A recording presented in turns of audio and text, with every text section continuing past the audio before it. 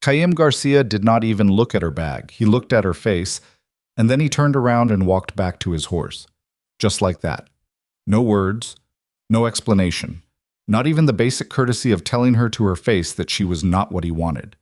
He simply saw her standing there on that platform, dusty from 3 weeks of travel, and he decided she was not worth the trouble of a conversation. Maria Valdez stood in the middle of the Harlow station platform with 47 people watching her, and not one of them moved. She had sold everything she owned to get here. Her mother's ring, her father's coat. 3 years of carefully saved money from washing other people's floors. She had crossed half a continent on the word of a man she had never met, because his letters were kind and his promises were specific, and she was 31 years old and tired of waiting for a life that never seemed to arrive.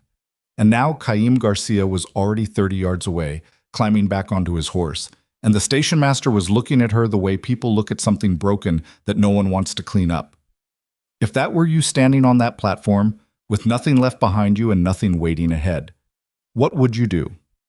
Before we go any further, if you are new here, please take a moment to subscribe to this channel and hit that notification bell.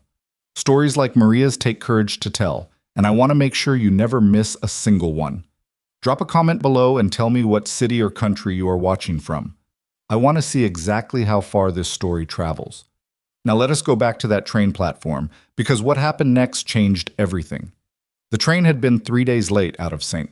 Louis, which meant Maria had spent 3 extra days sitting in a car that smelled like coal smoke and wet wool, eating the last of the bread she had packed in Kansas City, rationing it the way you ration something when you are not sure what comes after it runs out.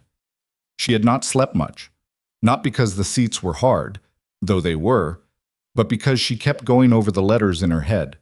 Caim Garcia's letters. She had them memorized by now, or close enough. I have a working ranch outside Harlow, Wyoming. I need a woman who is not afraid of hard work. I am not a man for pretty words, but I am a man who keeps his promises. That last line. She had held on to that line like a handhold on a steep slope. She was not naive. She knew what mail-order arrangements looked like from the outside. She had watched her cousin Dolores go through one in New Mexico, and it had not ended cleanly. But Maria had also spent 4 years in Tucson taking in laundry for families who barely acknowledged she existed, and she had decided that a calculated risk was better than a slow disappearance. At least this way she was choosing something. The train pulled into Harlow just after noon on a Tuesday in late October. The air hit her when the door opened. Cold in a way Tucson never got cold, dry and sharp like metal. She wrestled her trunk down the steps herself because the porter had already moved on to someone else, and she stood on the platform and looked around for a man who matched the rough physical description in Caim's last letter. Brown hat, dark beard, broad through the shoulders. There were 3 men with brown hats. She waited. One of them separated from the others and walked toward her. I was maybe 35 with a dark beard that needed trimming and the kind of tan that came from working outside rather than sitting near a window. He stopped about 15 feet away from her. She watched his face change. It was not a dramatic change.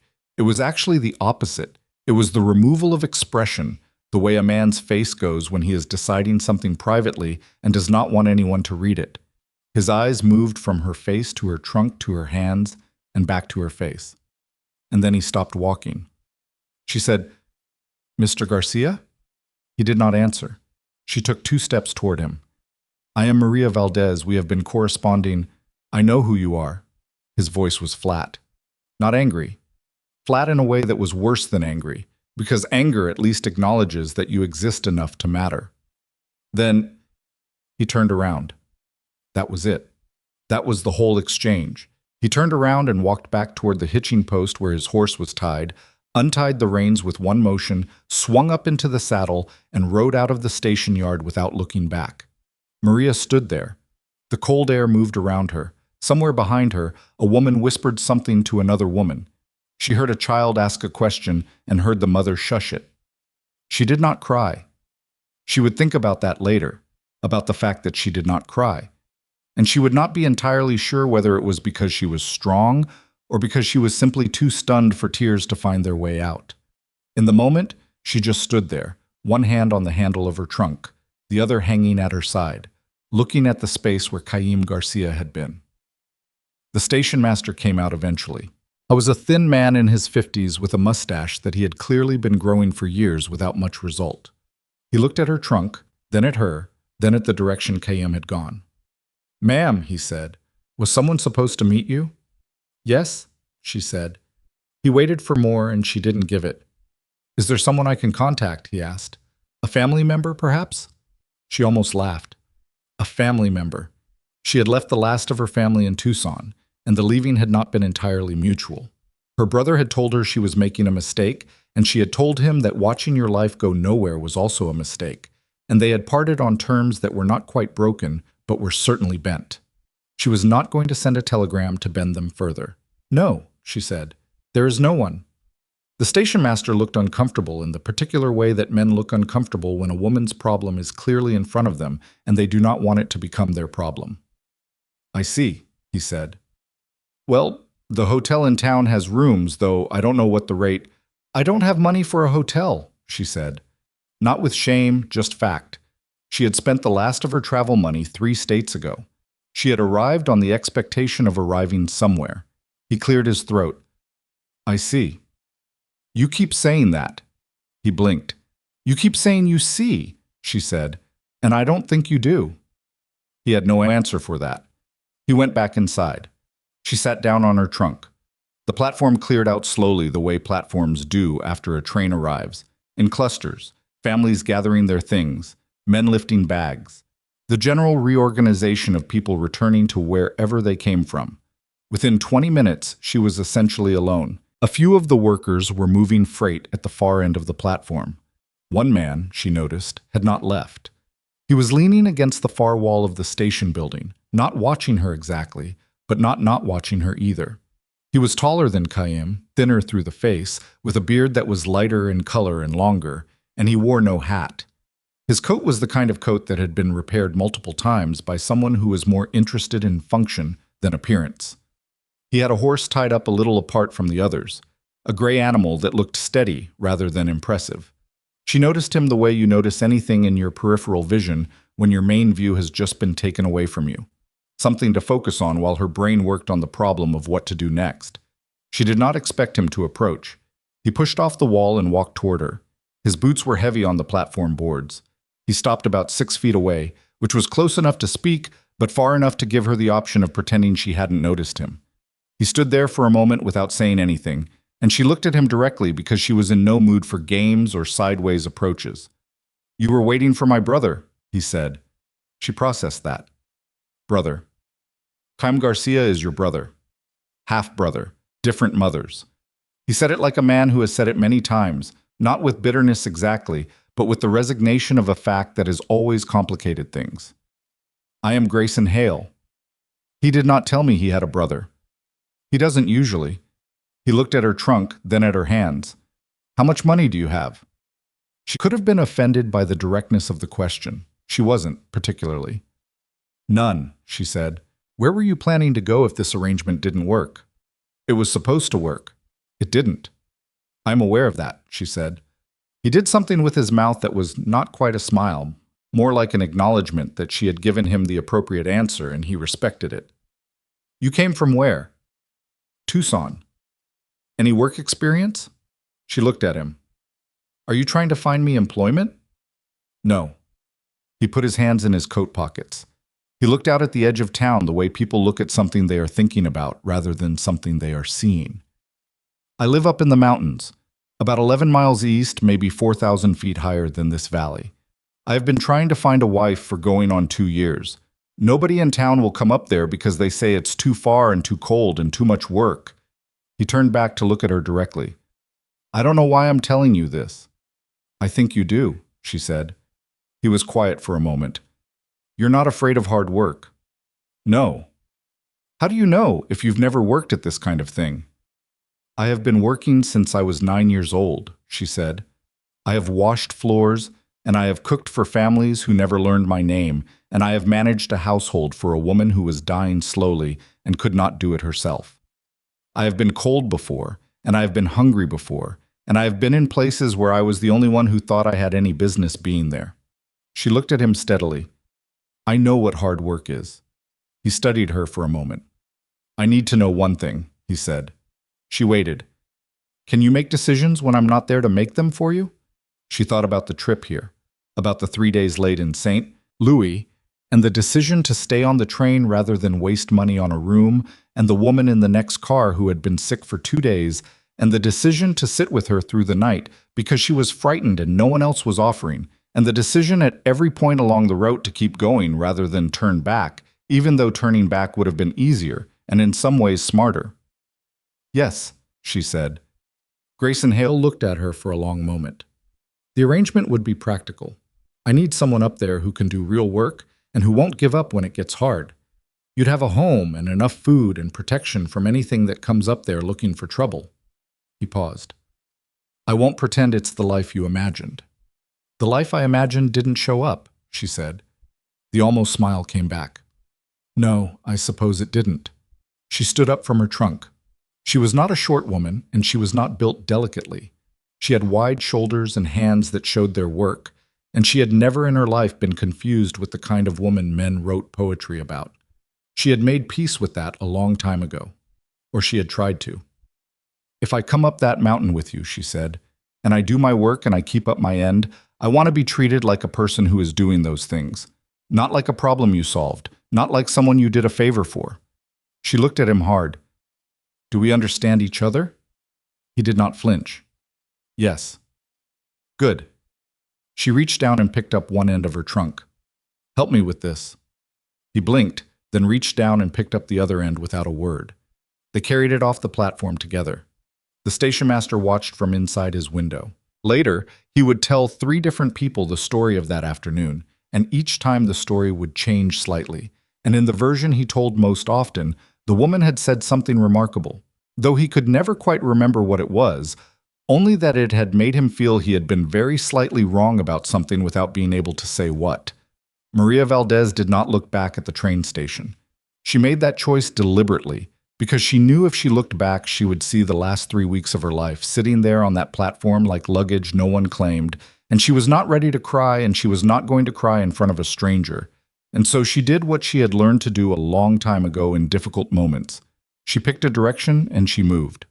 The direction was east, up, toward the mountains that sat behind the town like a wall, gray and cold and enormous, their upper edges already white with the snow that had come early this year and would not leave until May.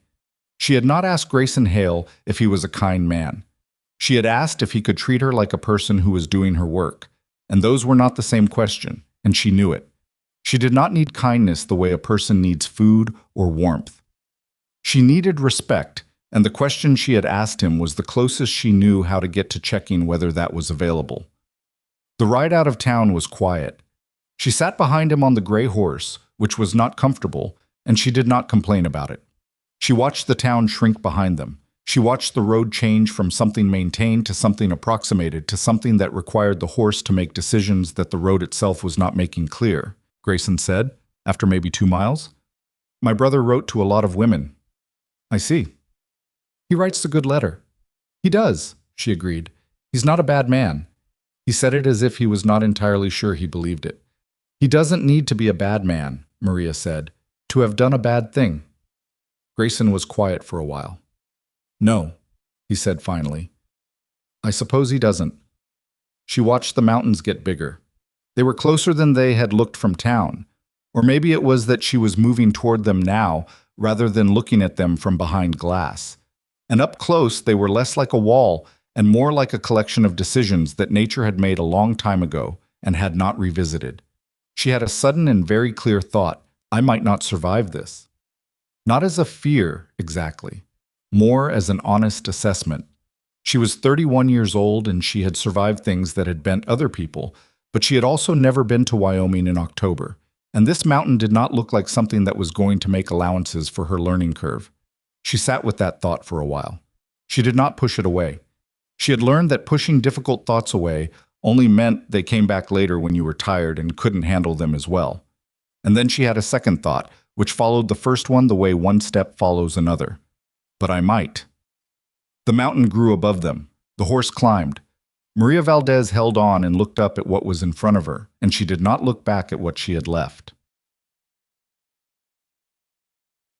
This is a work of fiction created entirely for entertainment purposes. All characters, locations, and events depicted are wholly imaginary. The cabin was smaller than she had pictured it. She did not say that out loud.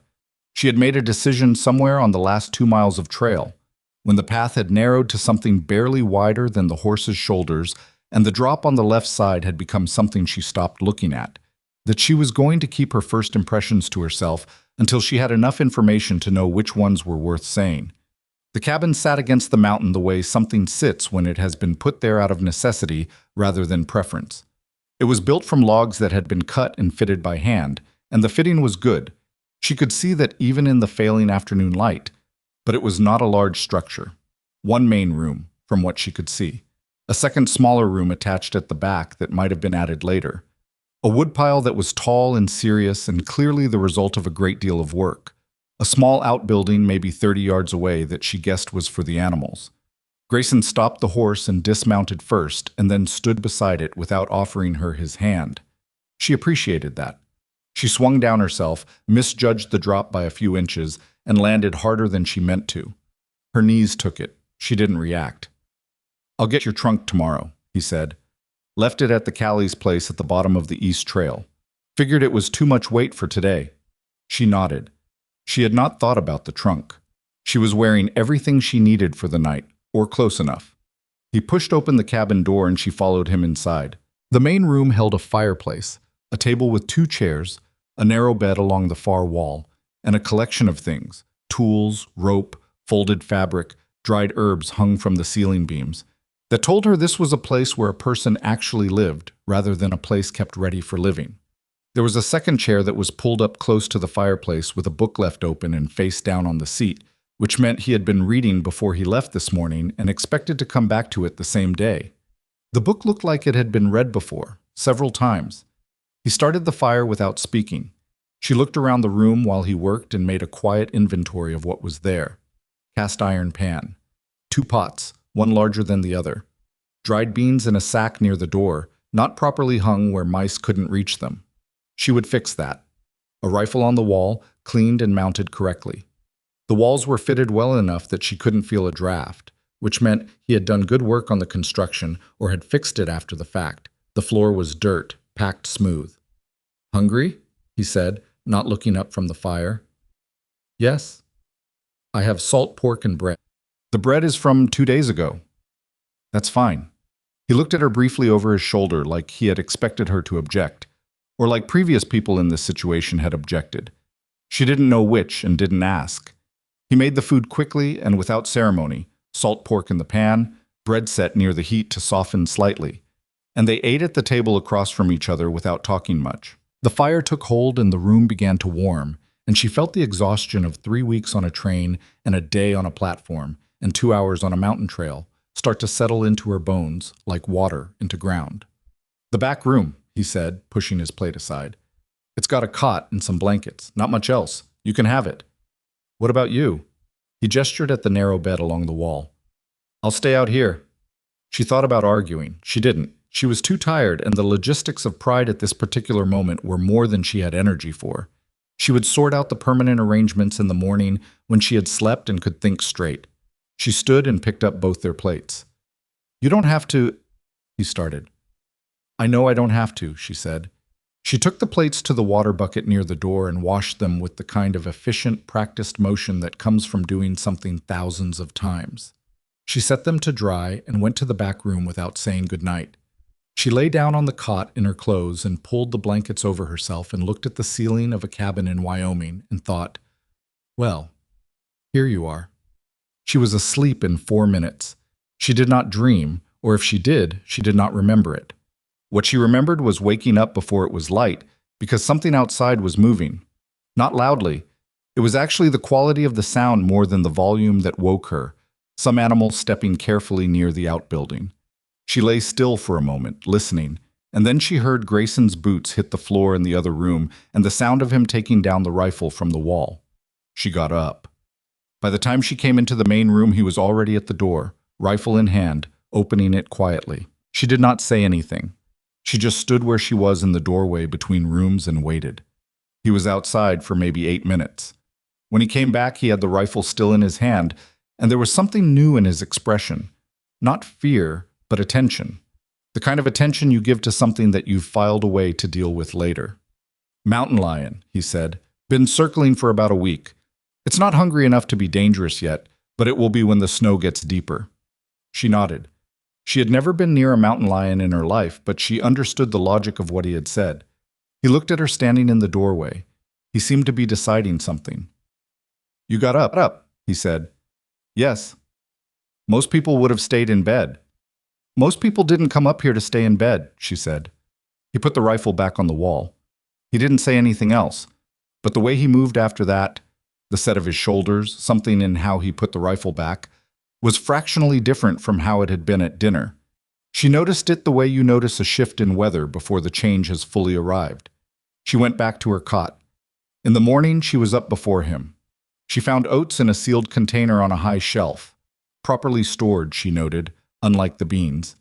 And she made porridge on the fire she rebuilt from last night's coals. She also rehung the beans where mice couldn't get to them, using a hook that was already in the ceiling beam and clearly had been placed there for that purpose, and then simply not used. Grayson came into the main room and stopped when he smelled the food. "I moved the beans," she said, her back to him, stirring the pot. A pause. "I know where they were." They were on the floor. Mice had been at the sack. Another pause, this one longer. She could feel him looking at the hook where the beans now hung, then at her. "I know," he said finally. "I kept meaning to." "I did it," she said. "I see that." She served the porridge. They ate. Outside, the mountain was doing what it had apparently been doing for a long time before either of them arrived. Existing, indifferent, and enormous, with the kind of patience that has no name because it does not require one. After breakfast, he showed her the rest of what she needed to know. The water came from a spring about 80 yards up the slope. He had run a rough channel partway, but in winter it sometimes froze and needed to be broken open. The outhouse was behind the outbuilding. There were 3 chickens, though one of them had been sick and might not survive. The root cellar was dug under the backroom floor, accessed through a trapdoor, and held preserved food from last fall's work that was running lower than he wanted because winter had come in 2 weeks early. He showed her all of this in a flat, matter-of-fact voice, like a man handing over information he had been carrying alone for a long time and was relieved to split with someone. She asked good questions. He answered them. She did not pretend to know things she didn't know, and she did not apologize for not knowing them. She just said, "I don't know how to do that," and then, "Show me." And then she watched and asked 1 or 2 specific questions, and she had it. He noticed this. He didn't comment on it, but she saw it in the way he moved on to the next thing without repeating himself. The arrangement of the space became clear within the first few days without either of them having to speak it into formal existence. She ran the cabin, the cooking, the food preservation, the animals, the repair of things that were small enough to be handled inside. He ran everything outside, the firewood, the repairs to the structure, the water channel, the constant monitoring of the mountain for the various things a mountain produces when it decides it has been patient long enough. They crossed over sometimes. She carried wood when he was busy elsewhere. He cooked once when she had spent 4 hours repairing a section of roof on the outbuilding that had started pulling away from the wall. He was a worse cook than she was, but not as bad as she had expected, and she told him so. "High praise," he said. "I'm not good at praise," she admitted. "Neither am I," he said. They ate the mediocre food, and neither of them brought up the fact that it was mediocre. It was its own kind of companionship. What she had not expected, what she genuinely had not built into her calculation when she stood on that platform and made the fastest major decision of her life, was the silence. Not the silence between them, though that was a thing too, its own texture. The silence of the mountain. It was not like quiet in Tucson, which was a city quiet, full of the sounds of people existing nearby. This was an absence of anything human, stretching out from the cabin in every direction for miles, and it had a weight to it that she had not anticipated. The first week it made her nervous in a way she could not fully explain. She found herself doing extra tasks in the evenings just to have something moving, something producing sound. She reorganized the kitchen shelf 3 times. She repaired a tear in one of her blouses with stitches finer than the original sewing. She was not a woman who was afraid of her own company, but this was something different from ordinary solitude. This was the kind of quiet that wanted you to think. and some of what it wanted her to think about, she was not ready to think about yet. She did not tell Grayson this. He seemed to understand it anyway. On the fourth evening, without preamble or explanation, he pulled the open book from his chair and read out loud. Not to her exactly. Not performing. Just reading, at a volume that carried across the room, as if the words were better shared than held privately. It was a novel she had never heard of, and she didn't ask about it. She sat near the fire and mended a sock and listened, and the silence didn't go away, but it changed shape, became something she could put the sound of words into, and that helped. He did that most evenings after. They never discussed it. By the end of the first week, she had figured out the spring well enough to clear it when it partially froze. By the end of the second week, she had identified which of the 3 chickens was sick and why, a wound on the foot that had gone unnoticed under the feathers. And she had cleaned and wrapped it and told the chicken in flat, practical terms that it needed to stop being difficult. The chicken did not respond, but it also did not die, which she counted as a conversation that had gone her way. Grayson saw her with the chicken one afternoon when he came in early. She became aware of him in the outbuilding doorway, and she turned around with the chicken still in her hands, and he was looking at her with an expression she could not quite read. It was not amusement exactly. It was something more careful than that. "You talk to animals?" he said, "but doesn't everyone?" "No." "Well, maybe they should." She set the chicken down. Her foot was infected. I cleaned it. He looked at the chicken, then at the strips of cloth she had used to wrap the wound, then at the small pot of something she had made from dried herbs that she'd found in the cabin's rafters. "What's in that?" "Yarrow and a little pine resin. My grandmother used to make it for wounds. I don't know the exact science of it, but she never lost anyone she used it on, so." He looked at her. "Your grandmother taught you about plants?" "My grandmother taught me about most practical things," she said. "My mother was not a practical person." "Is she—" "She died when I was 12, Maria said, in the tone of someone who has folded that fact flat enough that it fits comfortably in the pocket where they carry it. "I'm sorry," he said. "You didn't do it." He almost smiled. "No, I didn't." He stayed in the doorway for a moment longer than he needed to, and then he went back outside. She watched him go. There was something shifting in her understanding of this man, building slowly the way a fire builds when the wood is damp, not the sudden catch of dry kindling, but the slower, more permanent thing that happens when something unlikely finally takes. He was not easy to know. She had figured that out early. He answered questions directly, but he did not volunteer information about himself the way people do when they want to be known. She had learned more about him from watching than from asking, the way he checked on the animals before he did anything else in the morning, which meant he had a sense of responsibility that ran below the level of choice. The way he kept the rifle clean even when there was nothing requiring it to be used, which meant he took maintenance seriously in all its forms. The way he had looked at the book on his chair when he came into the cabin the second morning and had not said a word about the fact that she had moved it slightly to set his breakfast down, but had picked it up and checked his page before sitting down, which meant he was particular about some things without being willing to make it a problem. She was particular too. She was particular about being useful in ways that were visible. She had spent years in other people's houses doing work that disappeared. Floors clean enough that no one noticed they were clean, meals prepared so reliably that no one thought about the preparation.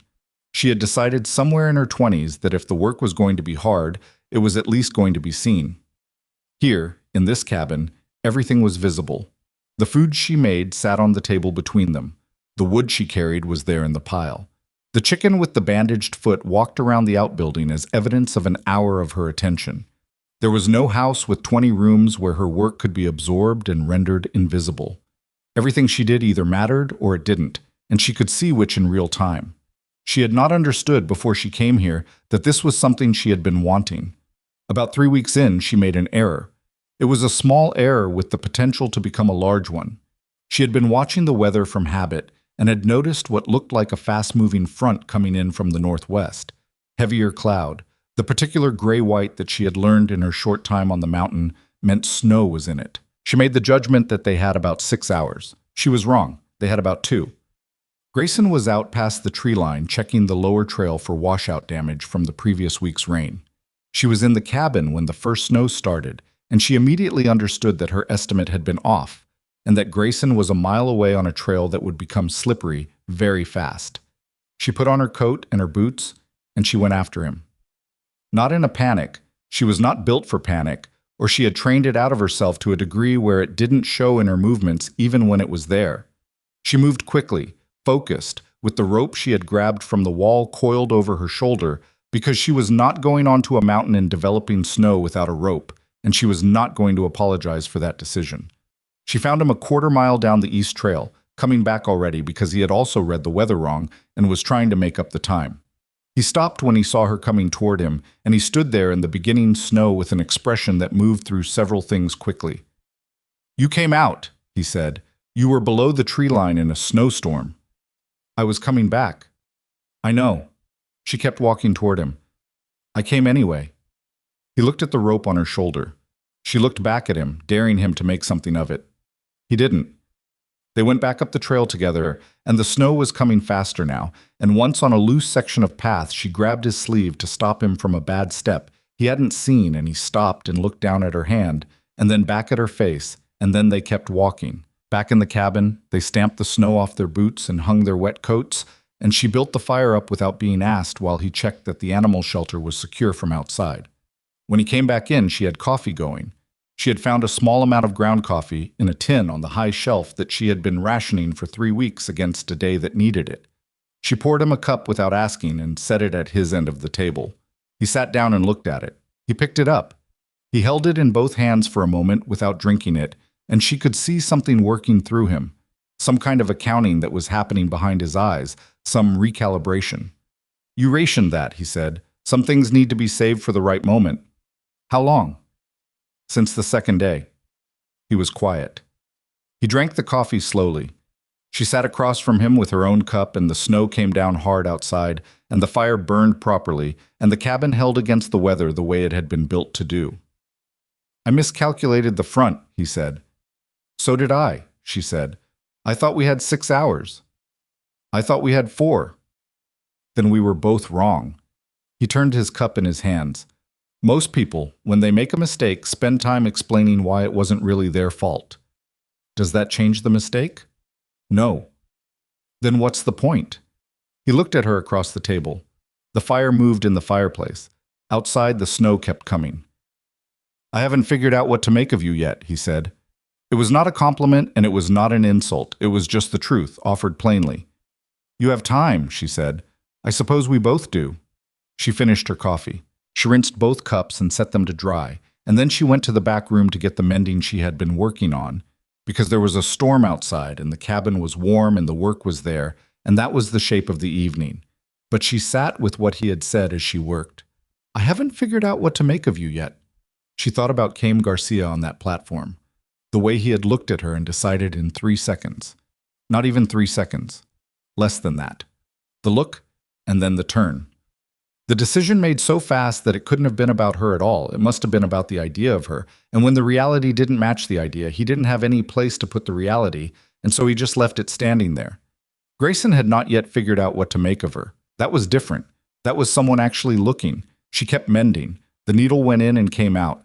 The storm worked itself out against the cabin walls. The fire held. She was not settled. She was not comfortable, not entirely. She was still in the process of understanding what she had chosen, which was difficult to do from inside the choice. But she was not afraid, and she was not broken, and she was not standing on a platform watching someone walk away. She was somewhere. She was doing something. She was seen, or beginning to be. That was not nothing. That was, she thought, about as close to a foundation as anything she had ever had.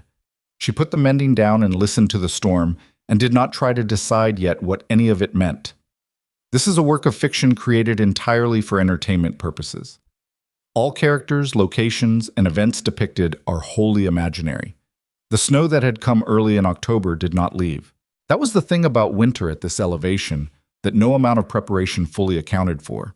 Not the cold itself, which was brutal and constant, but the permanence of it.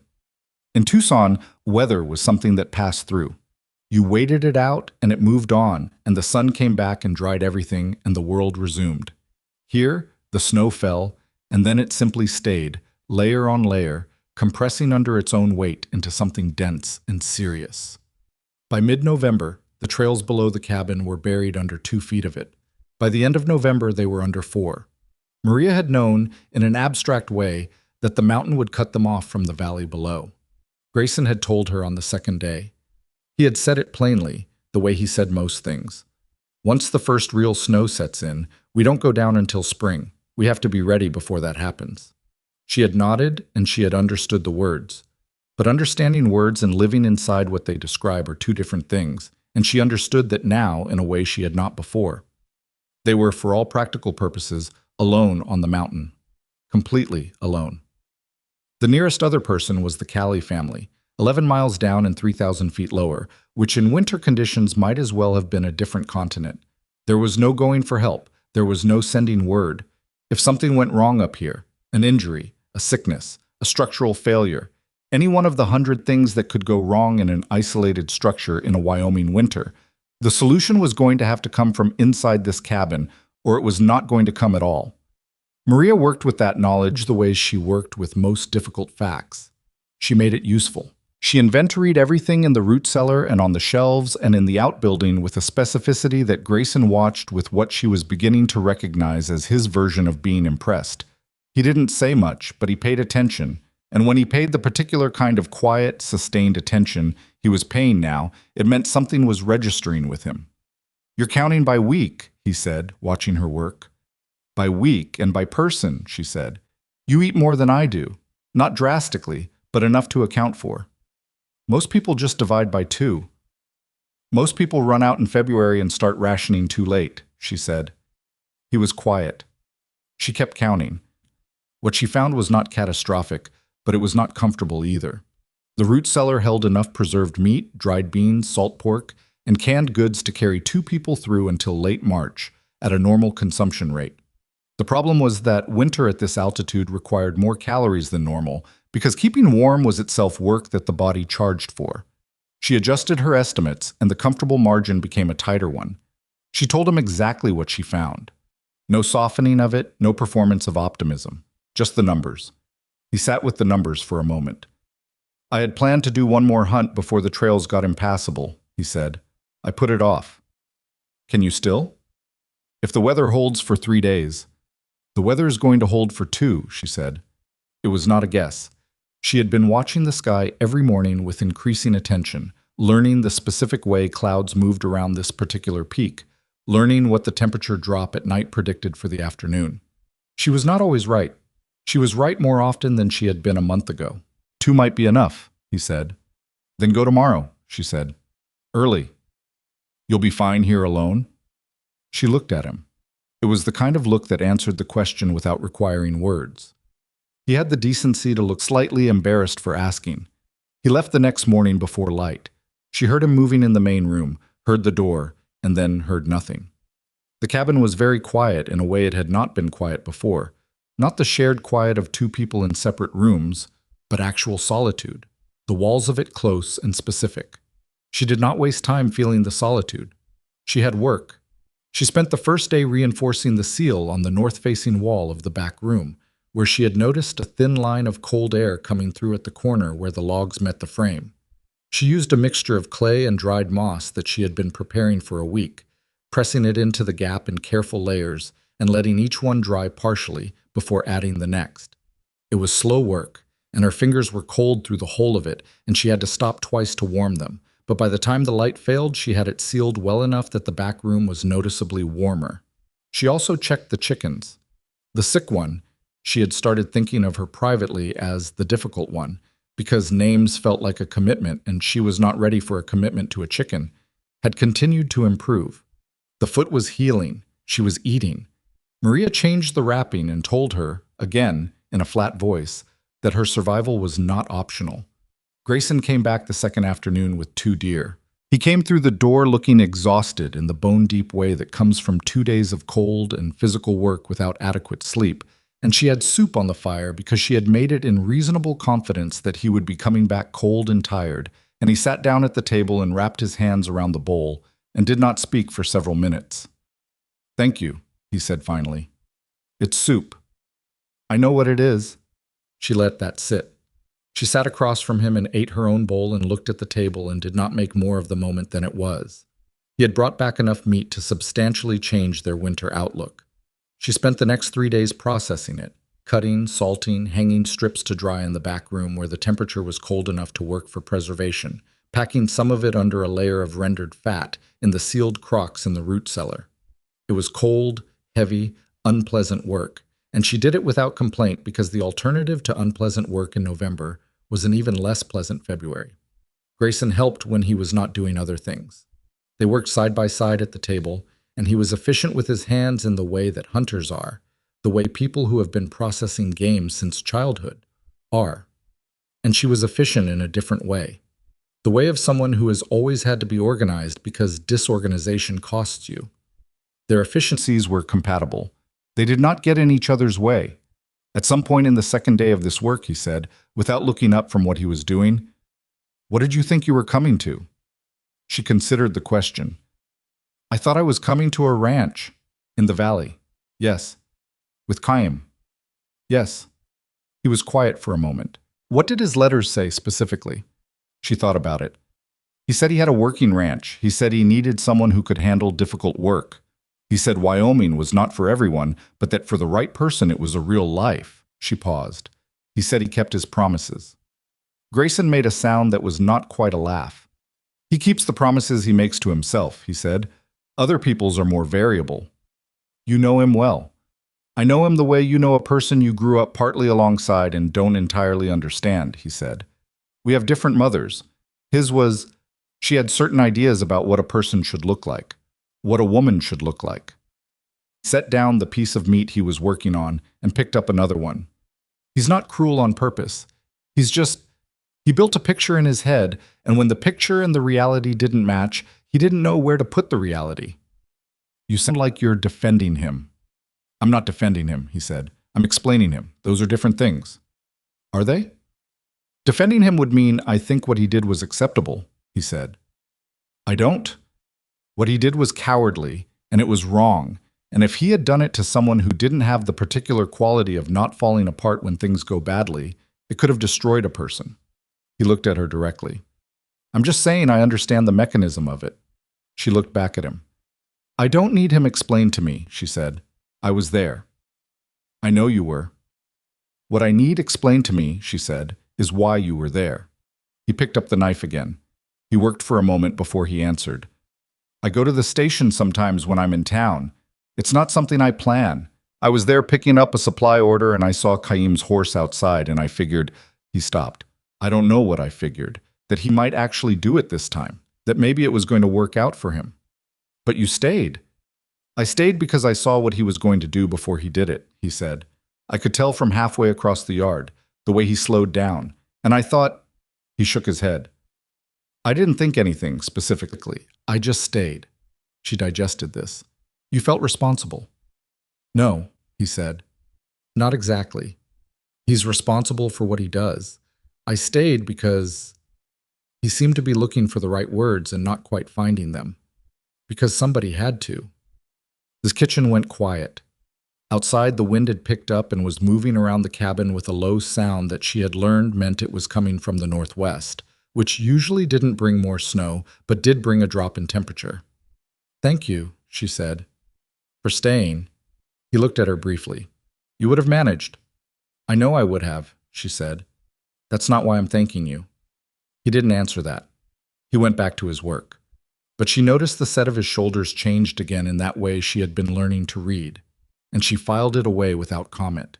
December came in hard, and it came in fast. The temperature dropped to a place where the air itself seemed to crystallize, and the snow that fell in early December was dry and fine and went everywhere, working its way under doors and into the gaps that were not perfectly sealed, so that every morning there were small drifts inside the cabin doorway that had to be swept out before they melted and made the floor wet. Maria developed a system. She put rolled cloth against the base of the door at night, weighted with stones from the fireplace hearth. It was not elegant, but it worked, and working was the standard she held things to. There were days in December that were hard in a way that was specifically about the mind rather than the body. The physical work was constant and demanding, but it had a clarity to it. You could see what needed to be done, and you did it, and then you could see that it was done. And that was satisfying in a simple and uncomplicated way. The mind was a different kind of problem. The silence of the mountain in deep winter had a quality she still had not entirely made peace with. It pressed inward on certain evenings when the wind dropped and the darkness was complete beyond the cabin windows, and the fire was the only moving thing, and what it pressed on were thoughts she spent most of her waking hours not having time for. She thought about Tucson. She thought about her brother's face when she told him she was going. She thought about the 3 weeks on the train, which in memory had taken on the quality of a corridor she had walked down, expecting to come out somewhere specific, and had instead come out here, in this cabin, on this mountain, with this particular man reading by the fire. She thought about whether that constituted an accident or a choice or some third category that didn't have a name yet. She did not share these thoughts with Grayson. They were not the kind of thoughts she shared easily, and she did not yet know if he was the kind of person who could hold them without doing something uncomfortable with them, trying to solve them, or offering optimism, or looking at her differently afterward. What she shared was work. What she shared was the practical reality of the day. What she shared, increasingly, was the same silence, which had changed between them over the weeks from something awkward into something functional. They could be in the same room not talking, and it was not uncomfortable. She had not had that with many people. One evening in mid-December, he closed his book and did not start reading again. He sat looking at the fire for a while. She was sewing, not mending exactly, but making a heavier lining for her coat because the one she had arrived with was inadequate for what this winter was asking of it.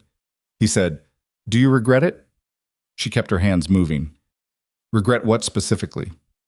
"Coming here. This." He gestured slightly, meaning she understood. All of it. The cabin, the mountain, the arrangement. She thought about the honest answer. "Not yet," she said. He absorbed this. "Not yet." "I don't know what spring looks like up here," she said. "I don't know what it looks like when the snow clears. I'm still—" She looked for the right word. "I'm still in the middle of it. You can't regret or not regret something when you're still in the middle of it. You just have to wait until you can see what it turned into." He turned this over. "That's a patient way to live." "It's the only honest way," she said. "Deciding how you feel about something before it's over is just performing a feeling." He looked at her. The fire snapped once. "I came up here 6 years ago," he said. "Built this cabin. The first year I thought I had made a terrible mistake. The second year I thought I had made the only possible decision. The third year I stopped thinking about whether it was a mistake or not, and I just lived here. And now? Now it's where I live," he said. "It's not complicated." "Everything is complicated," she said. "Maybe," he allowed. "You built this cabin alone?" "Mostly. Old man Callie helped me get the roof on. 1 week in August, 3 years ago. He went back down and I finished the inside." She thought about that. The amount of solitary work it represented. The decision to do it at all. "Why did you come up here?" she asked. "Originally." He was quiet for longer than usual. "I had a situation in town," he said. "A disagreement that went further than a disagreement. A man got hurt, and I was part of the reason he got hurt. It wasn't—" He stopped. "It was the kind of thing where you tell yourself it couldn't have gone differently, and you might even be right, but the outcome is still the outcome, and someone still got hurt and you still had a hand in it." She waited. "I needed to be somewhere where my decisions only affected me for a while," he said, "until I figured out what kind of person I was going to be." "And did you figure it out?" "Partway," he said. "You figure things out partway, and then something new happens, and you have to figure out the new part." She looked at him across the room. The fire had burned down to coals that gave a low red light. "Is this," she said carefully, "a new part?" He held her gaze. "Yes," he said. "I think so." The wind moved around the cabin. Neither of them said anything else. She went back to her sewing, and he went back to looking at the fire, and the evening wound down the way evenings do in a small, warm space in the middle of a cold mountain winter, slowly, without ceremony, into silence and sleep. The blizzard came in the second week of January. She saw it coming from 2 days out. Not the direction. She hadn't gotten that good yet. But the signs were unmistakable once you knew what you were looking at. The specific way the horizon went the color of old iron to the northwest, the drop in temperature beyond what the usual night cold accounted for. the behavior of the chickens, who became agitated in a way that had nothing to do with their ordinary daily schedule. Animals knew things. She had always believed that, and the mountain had confirmed it in ways that Tucson never had. She told Grayson on the morning of the second day, "Something serious is coming, not tonight, but tomorrow." He looked at the sky for a long time. "You might be right," he said. "I am right," she said. "What do we need to do?" They spent the rest of that day and the whole of the next morning in a furious and specific kind of preparation. Additional firewood brought inside. Grayson made 5 trips, stacking it against the inside wall until there was barely room to move. The chickens moved into the back room, which they both would regret, but which was better than losing them to exposure. Extra water carried in and stored in the large pot and every container she could find in case the spring channel froze hard. The rope, 4 lengths of it, coiled and hung near the door, because if they had to go outside during the storm, they needed to be able to find their way back. She checked the north wall seal she had done in November. It had held. She added a second layer to the section she was least confident about and pressed it smooth with her thumb. She was doing this when Grayson came into the back room and stopped. He looked at the wall and at her hands and at the work she had done, and she knew he was adding it up. The original repair, the fact that she had done it without being asked, the fact that she was reinforcing it now, also without being asked. The 2 months of accumulated evidence of a particular way of thinking and working that he had been watching accumulate. "The south side," he said. "Already done," she said. "Last week." He looked at her. Not the brief, checking look he gave things he was evaluating, but the longer, less guarded one that she had seen only a few times, and that meant something different. "You've been preparing for this for a week," he said. "I've been preparing for something like this," she said. "I didn't know exactly when." He did not say anything for a moment. Then, "Your grandmother?" "She used to say that the time to fix the roof was before it rained," Maria said. "She was not a person who waited." "She sounds like she was a remarkable woman." "She was difficult and specific and sometimes exhausting," Maria said. "And yes, she was remarkable." He almost smiled the full way. It was the closest she had seen to it. The blizzard hit that night. She had been right about the timing, which she noted with a grim satisfaction that she kept to herself. It came in from the northwest, exactly as the iron-colored horizon had suggested it would. And it came in with a violence that was different in quality from anything she had experienced in her weeks on the mountain.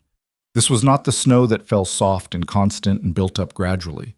This was wind-driven, and it hit the cabin like something with intention. The sound was the first shock of it, a sustained roar that seemed to press against the walls from all sides, punctuated every few minutes by a gust that made the logs creak in a way that was not structural concern but was unnerving regardless. The fire pulled sideways in the fireplace when the pressure changed. The chickens in the back room expressed their opinions continuously and without restraint. She and Grayson sat at either end of the table. He had brought in the rifle and both the knives that lived outside. She had moved the water and the food she would need to the shelf nearest the fire. These were preparations that neither of them had spoken out loud. They had each just done them, arriving in the cabin with armfuls of things at roughly the same time, and something in the coordination of it, the shared instinct toward the same preparations, had settled something between them that she couldn't quite name. Around midnight, the wind shifted. She felt it before she heard it. A change in the pressure against the north wall, the sound moving from one side to something that seemed to come from overhead. Grayson heard it too. He was on his feet before she was. The roof. The snow loading on the roof, which had been accumulating for 2 months, and which the new weight and the wind angle were now pushing at from a direction the structure had not been designed to handle. "How much snow is on that roof?" she said. "Enough," he said. He was already moving toward the door. "You can't go out in this." "I have to get up there and push some of it off," he said. "If that load shifts, you'll be blown off the roof," she said. "Maybe." He took the rope down from the wall. She looked at him. She looked at the rope. She looked at the door. "Both of us," she said. "Maria, both of us," she said again. Not louder. Just with a finality that closed the argument before he could make it. "You anchor on the rope. I push the snow. I weigh less, and I'm lower to the roof. And if I start to go, you can hold me." He looked at her. The cabin walls creaked. "That is the correct approach," he said. and she could hear what it cost him to say it. Not because he didn't believe it was correct, but because accepting it meant accepting that she was going out into the storm, and something in him was fighting that. "Get the rope," she said. "We're losing time." They tied themselves together, her waist to his, 12 feet of rope between them, the other end secured to the iron ring in the wall beside the door that had been put there, she suspected, for exactly this kind of situation. She put on every layer she had. Her hands were covered in 2 pairs of what passed for gloves. She tied her coat closed at the collar with a strip of leather. He opened the door and the storm came in. The cold was not like any cold she had felt before. It was specific and total, the kind of cold that doesn't feel like absence of heat, but like presence of something that was actively hostile, that pushed itself into every opening in your clothing and your resolve. She leaned into it and moved through the door. The world outside the cabin was white and moving. She could not see more than 3 feet in any direction. She found the wall with her hands and moved along it to the corner where the wooden ladder was fixed to the logs, and she climbed. The roof under her hands and knees was ice-covered under the snow, which she had expected. She moved carefully, finding the solid places, testing before she put her weight. The wind came in gusts that tried to take her sideways, and she pushed back against it, and she kept moving. The rope went taut twice, when she reached the ridge, when a gust caught her on the downside. And both times it held, and she knew he was holding it, and she kept her hands moving through the snow. She pushed and swept and shoved until the roof felt different under her. Less burdened, the groaning quality she had felt through the wood subsiding into something steadier. She could not see what she was doing. She did it by feel and by sense and by the understanding of weight and stress that she had not known she had until she needed it. When she finally came back over the edge and down the ladder and back through the door, she was soaked through the outer layer and shaking in a way she could not immediately control. Her hands had stopped feeling specific things and were down to the general information of cold. Grayson pulled her inside and closed the door. He did not say anything for a moment. He untied the rope from her waist with hands that were also not completely cooperative. He pulled the wet outer coat off her and hung it near the fire, and he pressed a tin cup of something hot into her hands. He had kept something warm on the fire while she was out, she understood, against the chance she came back, and the fact of that preparation sat somewhere in her chest and burned warmer than the drink. She sat near the fire and shook, and the shaking gradually slowed and stopped. He sat across from her. He was looking at her with the expression she had seen developing over 2 months of accumulated watching, and it was fully formed now, open in a way his face rarely allowed itself. She met his eyes. She did not look away. "The roof," she said. "It'll hold now," he said. "Good." "Maria." "I know," she said, because she did. She could see it in his face, and she knew, and she was not ready for what came after the knowing. So she did the thing she knew how to do. She moved toward the next thing. "We should sleep," she said. "In shifts, in case it shifts again." He looked at her for a long moment. Then he nodded. "I'll take first watch," he said. She went to the back room. She lay down with the chickens muttering around the room and the storm working itself against the cabin walls, and the rope still coiled near the door where they had put it back. And she stared at the ceiling, and she thought about a man she had known for barely 2 months, who had held a rope in a blizzard so she could go where she needed to go. The storm raged through the night and into the morning, but the roof held. And inside the cabin, something that had been carefully built over weeks and cold mornings and shared silences held too. Stronger now for being tested. The way things built for purpose are always stronger than things built for appearance. This is a work of fiction created entirely for entertainment purposes. All characters, locations, and events depicted are wholly imaginary. The blizzard took 3 days to fully exhaust itself. Not 3 days of the same violence. It came in waves, the way serious storms do, pulling back just enough to make you think it was finished, and then returning with a second or third effort that was sometimes worse than the first. Maria learned this about blizzards the way she was learning most things about the mountain, by being inside one without the option of leaving. On the second day, when the wind dropped to something merely brutal rather than catastrophic, Grayson went out to check the outbuilding roof and came back with ice in his beard and the information that the structure had held, but that one of the side walls had taken on a lean that needed addressing before the next significant snowfall. He said it the way he said most things, flat, factual, without drama. but she had learned to read the space around his words, and what was in the space around those words was fatigue. Not the ordinary tiredness of physical work, but the deeper kind that comes from sustained alertness over multiple days, from being responsible for a structure and two lives in conditions that were actively trying to undermine both. She made him sit down and eat before he went back out. He started to object. "Sit," she said. He sat. She put food in front of him and he ate it, and she watched him eat it with the particular satisfaction of someone who has correctly identified what another person needs and delivered it before they could argue. Her grandmother had been like that. It was not exactly nurturing the way her grandmother did it. It was more like logistics. The human body required fuel at regular intervals regardless of what the weather was doing, and ignoring that requirement created problems downstream that were always worse than the inconvenience of stopping to address it now. Grayson seemed to understand this reasoning because he ate without further protest, and then went back out.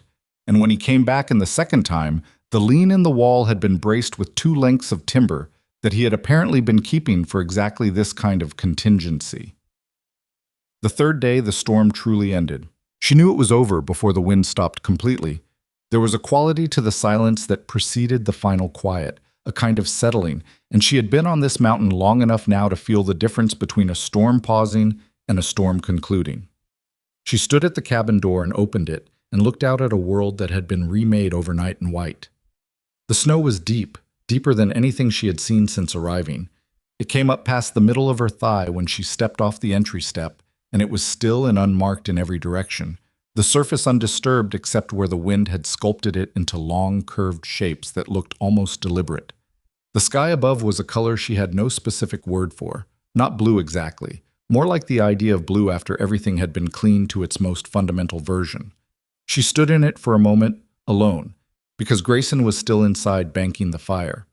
The cold was clean in a way that was different from the cold during the storm, which had been aggressive and personal. This was just temperature. The mountain existing in its natural state after violence, the way places look after the thing that was happening in them is finished. She thought, standing there, I am still here. Not triumphantly, just as a fact. She had arrived on this mountain in October not knowing if she would last a week, and it was January and she was still here, and the storm that had come was the worst thing the mountain had offered so far, and she was still standing in it. Her feet were cold. Her coat needed additional repairs. The chicken she privately called the difficult one had expressed her feelings about the blizzard accommodations so extensively and at such volume that Maria had genuinely considered renegotiating the bird's continued existence at one point during the second night. But she was here. They were all here. Grayson came out behind her. He stood beside her and looked at the same whiteness she was looking at. Trail's going to be buried for 6 weeks minimum, he said. I know. We're fine on food. Your counting was right. I know that too. He looked at her sideways. You're allowed to say it went well. It went well, she said. We're not done with winter. No, he agreed. We're not.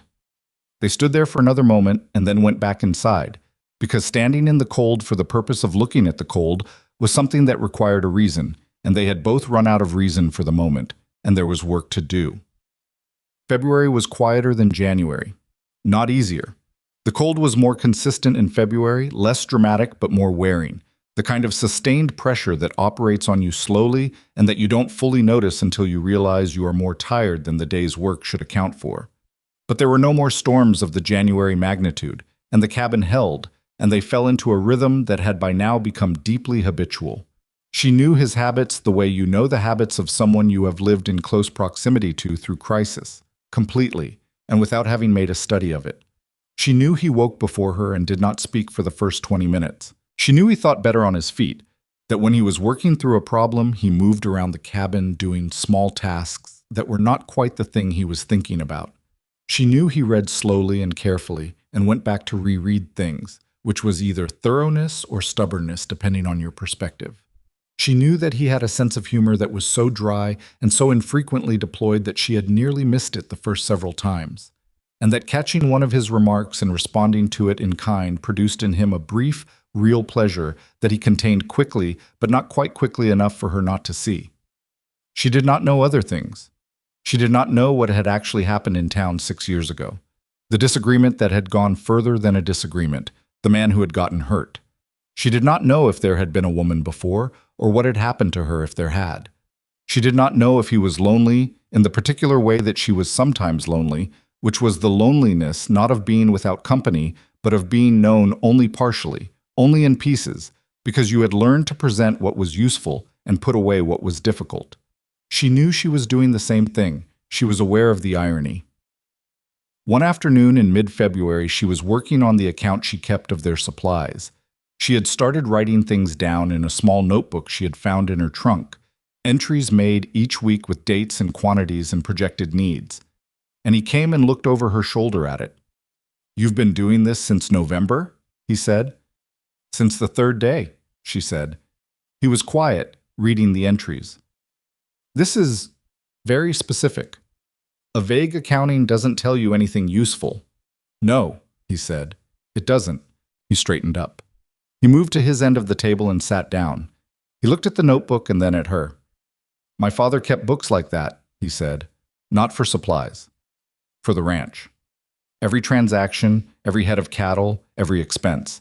He said the numbers were the only honest part of running a business because people will tell you what they think you want to hear, but numbers just tell you what's true." She looked up at him. He did not talk about his father easily. She had noticed this. The father existed in oblique references, in the past tense, in the shape of the things Grayson did without explanation. "What was he like?" she said. Grayson turned his coffee cup in his hands. It was a gesture she had noticed was connected to difficult thinking, the same way other people paced or went quiet. "Precise," he said, "in everything, the way he spoke, the way he ran the ranch, the way he stopped. He had standards that were very clear and very consistent, and if you met them, things were fine. And if you didn't, he told you exactly how you had failed to meet them. There was no cruelty in it, just clarity." "And Kaim's mother?" she said carefully. The mother of the man who had looked at her on a platform and turned away. "She valued different things," he said, in the particular flat tone that meant he was not going to expand on it. She let it rest. But she held the thread of it. Because she was building a picture, slowly, the way you build a picture from details that are not offered directly. Kaim Garcia, who had written letters about being a man who kept his promises and had then walked away from his promise on a train platform. Grayson Hale, who had come up a mountain alone 6 years ago after something that hurt someone and built a cabin and stayed. Two half-brothers from the same father and different mothers. One who had needed her to look a certain way and hadn't known what to do when she didn't. One who had seen her standing alone on a platform and stayed. She thought, a man who learned from a father who valued precision might learn that precision without learning warmth. Or he might learn both. Or he might learn that precision was the only version of care he knew how to receive, and so it became the only version he knew how to give. She did not say any of this to Grayson. She kept it in the notebook she kept inside her own head, the one that was more detailed than the supply records. March arrived with a quality that was different from February. The light changed first. Not warmer exactly, but longer, the darkness receding by measurable minutes each day, and she had not understood before this winter how much the darkness weighed on you until it started to lift. She found herself standing in the patch of direct sunlight that came through the south-facing window in the afternoon, doing tasks she could have done elsewhere, just to stand in it. Grayson caught her doing this. He did not say anything about it. The next morning, she found that he had moved the chair slightly so it was centered more precisely in the rectangle of afternoon light. She looked at the chair. She looked at him. He was reading and did not meet her eyes. She sat in the chair at the right time of the afternoon, and she did not comment on the placement. March also brought the ice melt on the upper spring channel, which had frozen hard in January and had been Grayson's most time-consuming daily task, breaking the ice to keep the water flowing, and which now ran freely again. The chickens became noticeably more cheerful. The difficult one began laying again, which Maria announced to Grayson with the brisk satisfaction of a commanding officer reporting that a unit had returned to operational capacity, and he looked at her with the half-contained expression that she had finally identified as his version of delight. "You sound like you're giving a military report," he said. "It is a military report," she said. "Winter is a campaign. We won." "Mostly won," he said. "Kaim's going to show up once the trail clears." The words landed differently than she expected. She had not thought about Kaim Garcia in several weeks, or she had thought about him the way you think about a place you used to be, with a distance that was neither anger nor forgiveness, but simply the recognition of how long ago it was, even when it wasn't very long ago at all. The train platform felt like a different era of her life. "What makes you think he'll come?" she said. "Because he'll have heard in town that I brought you up here," Grayson said. "And because he'll have spent the winter feeling a way about it that he doesn't know what to do with." "What kind of way?" "Defensive," he said. "The kind of defensive that looks like offense when he gets here." He set down the book. He looked at her directly. "I want you to know before he comes that whatever he says when he gets here, he's saying it from that place, not from anything true." She looked at him steadily. "I know that. I know you know it," he said. "I'm saying it anyway." "Why?" He picked the book back up. "Because someone should say it," he said, "and I'm the one who's here." She turned this over in her mind for a moment. "Grayson." "What?" "Are you worried about how I'll respond to him, or how you'll respond to him?" A pause. He kept his eyes on the book, though she was almost certain he was not reading it. "Both," he said, honestly. The trails cleared in early April. The first sign was that the snow on the lower section of the East Trail had compressed enough that you could walk on it without sinking through, and then 3 days of warmer air reduced even that. Grayson went down to the Callie place to let them know the two of them had made it through. A courtesy, she understood, that was also something like a welfare check in reverse. And he came back with salt and a newspaper that was 3 months old, and the information that Harlow had had a difficult winter with a disease that had gone through several families in December. He did not mention Chaim. She did not ask. She understood that Chaim's movements were not something the Callie family would necessarily know, and that Grayson not mentioning it meant the name had not come up, not that the situation had resolved. She spent the first week of April doing the reassessment she had been planning all through March. The cabin, now that she could see it with spring light and without the emergency focus of winter, had a list of needs that she had been accumulating mentally.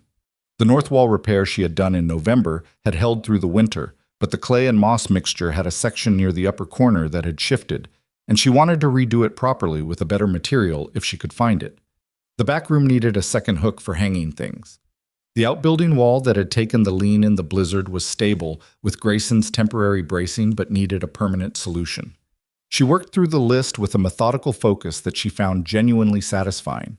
There was something about solving problems that had been deferred that was more pleasurable than solving immediate ones. You could see the accumulation of improvements rather than just the maintenance of status quo. She was outside one morning, assessing the outbuilding wall and making notes in her small notebook, when she heard the horse. One horse, on the East Trail. She could not see it yet. The trail came around a curve above the tree line before it reached the cabin clearing. But she could hear it, and she had spent enough time on this mountain that the sound of approach from outside the normal patterns of their days had its own quality. She stood and looked toward the trail. Grayson was around the south side of the cabin stacking firewood. She heard his stacking stop. Chaim Garcia came around the curve on his brown horse. He looked the same. She had been braced for him to look somehow different, diminished or altered, or at least aged by whatever winter had done to him in the valley. He did not look different. He had the same dark beard, the same broad shoulders, the same particular set of a man who moves through the world expecting it to accommodate him. He wore a good coat that was not the kind of coat you wore for work, which told her this visit had not been casual. He saw her first. She was standing in the open, notebook in hand, in Grayson's heavy canvas work shirt, which she had taken to wearing over her own clothes because it was warmer and because it was there. She watched his face work through the same kind of quick private calculation she had seen on the platform in October, and she watched the result of it arrive in his expression, not what she had expected, which was dismissal. What arrived was something more complicated than dismissal, something that was surprised at itself. Grayson came around the corner of the cabin. He stopped when he saw his brother. The three of them held that arrangement for a moment, her by the outbuilding, Grayson by the corner of the cabin, Chaim on his horse in the middle of the clearing, like figures in a scene that had been set up carefully and now required someone to speak first. Chaim dismounted. He did not tie the horse, just let it stand. He looked at Grayson. "Brother," he said. "Chaim." Grayson's voice was even. Not warm, not cold. The particular neutral of someone who is holding something in reserve. Chaim looked at Maria again. She had not moved. She was watching him with an expression she had deliberately chosen to make unreadable, because she had been thinking about this moment since Grayson mentioned it was coming, and she had decided that her face was going to tell him exactly what she chose to tell him, which was nothing, until she knew what he had come to say. "You look," KM started. He stopped. "What?" she said. He shook his head slightly, as if revising something. "Different," he said. "Yes," she agreed. He turned back to Grayson. "I heard in town," he said. "When she didn't come back down in November, I figured—" "What did you figure?" Grayson said. "I figured she'd stayed." There was something in his voice she was still reading. Not guilt exactly, but the edged quality of someone who has been having a conversation with themselves about something for a long time and has not come to a comfortable conclusion. "I didn't know you were going to—" He gestured vaguely at the cabin, at the clearing, at the general arrangement. "I didn't know you'd take her up here." "She came up here," Grayson said. "She made the choice." Cam looked at her again. This time the calculation in his face was more visible, less controlled. She could see him trying to square what he was looking at with what he had decided on that platform in October. The work shirt. The notebook. The fact that she was standing here in April outside a mountain cabin, looking like someone who had somewhere to be. "You made it through the winter," he said to her. It was not a compliment. It was not an insult. It was the statement of a man who had been wrong about something and was still deciding what to do with that. "We did," she said. The word we landed in the clearing between the three of them. KM heard it. She watched him hear it. Something shifted in his jaw. "I came to see how Grayson was getting on," he said, addressing Grayson but angled toward her slightly, which was the posture of someone speaking to two audiences at once, and not entirely comfortable doing it. "I'm getting on fine," Grayson said. "I can see that." His tone had sharpened slightly. He looked at the cabin, at the well-maintained outbuilding, at the cleared entry path and the organized woodpile. He looked at Maria's notebook. "She's been managing the place," he said, and it was meant to be dismissive. The framing of her work as management, as domesticity, as the thing a woman does while the real work happens elsewhere. She felt the shape of what he was doing clearly. She had felt similar things from similar people many times, and she had spent most of her life choosing silence over confrontation because silence was safer, and because she had not always been in a position where she could afford the cost of confrontation. She was on her own mountain now. "I've been running the place," she said, making her voice pleasant, "with Grayson. We sealed the walls before the blizzard hit in January, preserved enough meat from the fall hunt to carry us into March, and we kept the roof from coming down in about 40-mile-per-hour wind." She paused. "Not managing, running." KM looked at her. A muscle in his jaw moved. "Good for you," he said. It was the exact tone of someone who does not mean good for you. "Thank you," she said, as if he did. Grayson had not moved from his position by the cabin corner. He was watching his brother the way he watched the mountain when the weather was changing, with steady, comprehensive attention and no wasted expression. Qayyum walked toward the cabin. "I'll have some coffee," he said, to no one in particular, in the tone of a man who expects this to be self-evidently reasonable. Grayson looked at Maria. She looked back at him. She went inside. She put water on for coffee because the coffee was for Grayson, ultimately, even if it was being triggered by someone else. And she was not going to let Caim Garcia determine what she did or didn't do in her own kitchen. She could hear the brothers outside, but not the words, just the pitch of the voices, Caim's louder and with the rhythms of complaint. Grayson's responses shorter and without accommodation. She heard Caim's voice rise once, clearly enough that the words came through the wall. "You don't even know her." And Grayson's answer, even and final. "I know her better than you decided to." She stood at the fire with the water heating, and she did not move for a moment. "I know her better than you decided to." She had not expected that. Not the words themselves, but the way they were given. Not defensively, not as a performance for her benefit, because he didn't know she could hear. Just stated the way Grayson stated things that were true and did not require argument. Qayyum came inside when the coffee was ready. He sat at the table in the chair that was Grayson's chair, which was either an accident or deliberate, and she suspected it was deliberate. She put coffee in front of him. She did not sit. She had her notebook and she went back to work at the shelf where she had been tallying the spring inventory, which was her actual work, and which she was going to continue. You know, Kayem said to her back, he needed someone practical, not a wife. Someone practical. She kept writing. I'm aware of what he needed. He told you that? He didn't need to tell me, she said. I could see the situation. And you're fine with that, he said. Just being practical. She set down the pencil. She turned around. She looked at him sitting in Grayson's chair with Grayson's coffee, coming up here in his good coat to tell her what she was and was not. She thought about the platform in October. She thought about the 31 years of her life that had preceded that platform. She thought about the blizzard in January and the roof and the rope and the man outside who had said, quietly, through a cabin wall, that he knew her better than this man had decided to. Mr. Garcia, she said, keeping her voice level, you made a decision about me in about 4 seconds on a train platform without speaking a word to me. I'm going to need you to understand that your current assessment of the situation here carries about that much weight with me. Kayem's face went through several things. I'm not saying, he started. I know what you're saying, she said. I've been hearing versions of it my whole life, from people who looked at me for 4 seconds and decided they knew what I was worth and what I was for. She picked up the pencil. You can finish your coffee. Grayson came through the door. He looked at his brother, then at Maria, and he read the room with the efficiency of someone who has spent years observing silently. He sat in the second chair, not his usual one, since that was occupied, and he poured his own coffee from the pot on the table. Kayem was quiet for a moment. Then he said to Grayson, She's careful, Grayson said. Not loudly, just careful. The words sat between the three of them. Kayem drank his coffee. He did not say what he had been going to say. He looked at the north wall with its clay repair, at the hanging beans, at the hook in the backroom doorway where the mended coat hung, at the small notebook and the pencil and the woman holding them. He looked at his brother, who was sitting with his coffee and his complete absence of apology and his absolute steadiness. He had come up here, Maria understood, expecting to find something broken or diminished or in need of the narrative that he had built around her departure from the platform. The story in which she was a problem that had resolved itself by going somewhere else, far enough away not to be his concern.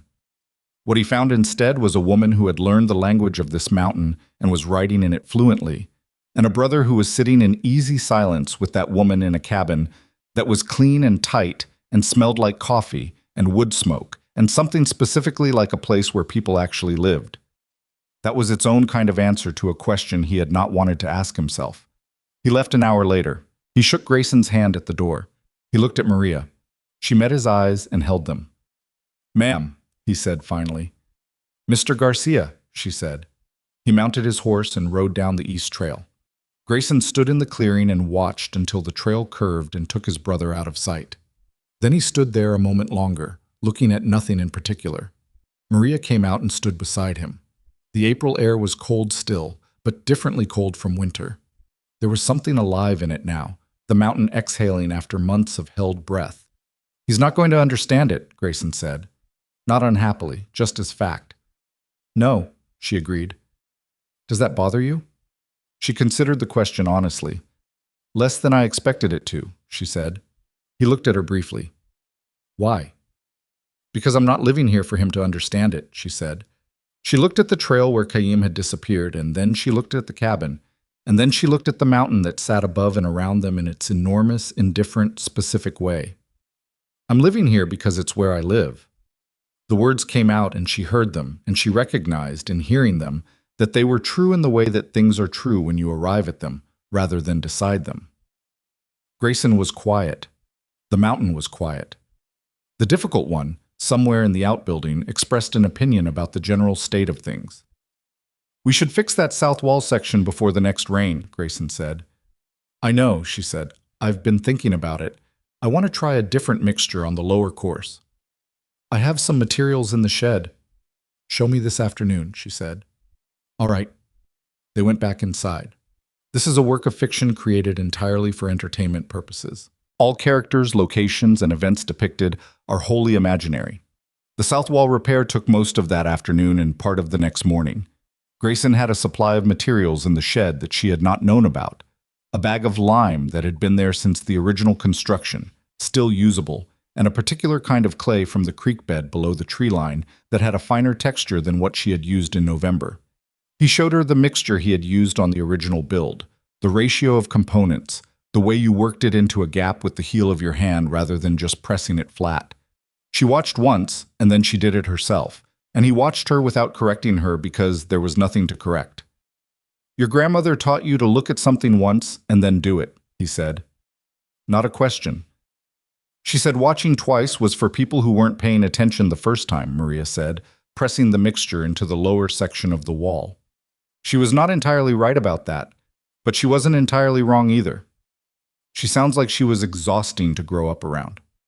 "She was the best person I have ever known," Maria said. "Those things are not contradictory." He was quiet. She kept working. The April sun was doing something genuine now, actual warmth rather than the pale winter presence that gave light without heat, and it was on her back while she worked, and she was aware of it in a specific, grateful way that she suspected she would not have been aware of a year ago. You had to earn an appreciation for warmth, apparently. The mountain had taught her that. What the mountain had also taught her, and what she was still in the process of learning, was that survival and living were not the same activity. She had survived the winter. She had done it competently and without collapse, and she was proud of that in the quiet, private way she was proud of most things. Not needing it acknowledged, but knowing it was true. But survival was a lower standard than she wanted to hold herself to indefinitely. Survival meant you got through it. Living meant the thing you were getting through was worth getting through to. She thought about this while she worked the repair. Not anxiously. More like turning a stone over to look at what was underneath it. The repair took the shape she wanted it to take. She stepped back from the wall and looked at it. Grayson looked at it beside her. "Better than what was there before," he said. "Better than what I did in November," she said. "You didn't have the lime in November." "I also didn't know what I was doing as well," she said. "Both things are true." He looked at her briefly with that expression she had learned to read, the one that was his version of agreement combined with the particular additional thing that happened now when he looked at her, the thing that had been building since January and which neither of them had yet put words to. She had been aware of it accruing the way the supply records accrued, entry by entry, without drama, the sum growing larger than any individual item. She was not afraid of it. She had decided that in late February, lying on her cot listening to the wind, working through her honest account of the situation. She was 31 years old, and she had arrived on this mountain under the worst possible circumstances, and she had found something here that she had not found in Tucson or on the train or in any of the places she had been before. Not comfort, not ease. Something more specific and more durable than either. She had found a place where the way she was worked. That was rarer than it sounded. She knew that now. They cleaned up the repair materials and put them away, and she started supper while he went to check the spring channel, which had been running clean for 2 weeks, but which he monitored out of habit that she had long since stopped questioning. Habit was not weakness. She had come to understand that this winter, habit was the accumulated memory of every time something had gone wrong, shaped into a daily practice that kept it from going wrong again. Grayson's habits were a record of his experience, and his experience had been long and difficult enough that his habits were worth respecting. Supper was simple, but beans and salt pork and the last of the biscuits she had made that morning, which were better than her first attempts at biscuits had been, and still not quite right, because she had been trained in cooking for a dry climate, and the altitude changed the behavior of things she had known how to do in Tucson. She was still calibrating. She thought she had another month before she had it right, which meant she would have it right before the first anniversary of her arrival on this mountain. Grayson ate 3 of the biscuits, which she counted. "They're not right yet," she said. "They're fine," he said. "They're better than they were," she said. "They're not right." He put down the 4th biscuit he had been about to pick up, as if reconsidering, and then picked it up anyway. "They're good enough," he said. "Good enough is not what I'm aiming for." "I know," he said. "You never aim for good enough. It's occasionally difficult to live with." She looked at him. "I make you better food than you had before I came here." "Significantly better," he agreed without any defensiveness. "Then the standard I'm aiming for is a personal matter," she said. "I didn't say it was a problem," he said. "I said it was occasionally difficult to live with. Those are different things." He looked at her across the table. "I aim for it too. In my way." She held his gaze for a moment. "I know you do," she said. They ate the rest of the meal without talking much, but it was the kind of not talking that had become its own communication. Full rather than empty, two people existing in the same space with the ease of long practice and the particular attentiveness that had not diminished with familiarity. She had been afraid of that privately in the middle months, afraid that the attention would relax into indifference, that the respect would become assumption. It had not happened. If anything, the attention had become more precise as they knew each other better, the way a good instrument becomes more accurate the more it is used and maintained. That evening he read for a while, and she worked on a letter she had been composing to her brother in Tucson.